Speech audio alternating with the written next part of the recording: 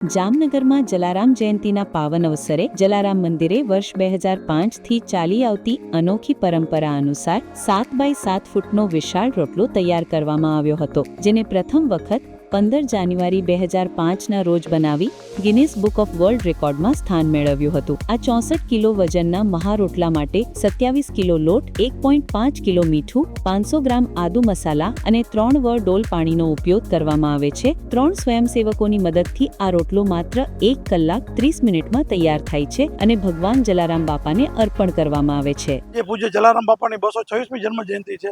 એ નિમિત્તે આ સંસ્થા દ્વારા પૂર્ણ 2005માં આ સંસ્થાનો જે ગિનિસ વર્લ્ડ રેકોર્ડ છે, દુનિયાનો સૌથી મોટો રોટલો, જેમની સાઇઝ છે 7x7, 64 કિલોનું વજન છે, એ પૂર્ણ બનાવી અને આજે બાપાના ચરણોમાં પધરાવી અને સાંજે મહાઆરતી બાદ પ્રસાદી વિતરણ કરવામાં છે. એ રોટલાની ખાસિયત છે 27 કિલો બાજરો, 3 ડોલ પાણી, 1.5 કિલો આદુની પેસ્ટી સાથે બનાવી 3 બહેનોની મદદથી 1.5 કલાકના અંતે એ બનાવવામાં આવેલ છે અને સાંજે મહાઆરતી બાદ ભક્તોને પ્રસાદ વિતરણ કરવામાં આવશે.